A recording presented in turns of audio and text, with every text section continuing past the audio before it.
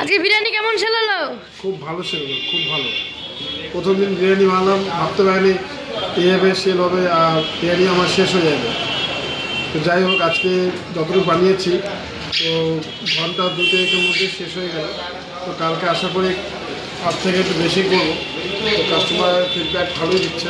তো তোমরাও আসো, যারা দেখছো আমাদের ভিডিওটা, তোমরা আসো, আমাদের বিরিয়ানি কেমন হয়েছে না হয়েছে সেই ফিডব্যাকটা আমাদের দাও।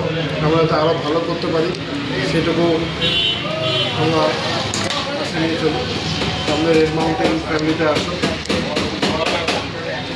আর এখন বিরিয়ানি অফার দিয়েছি।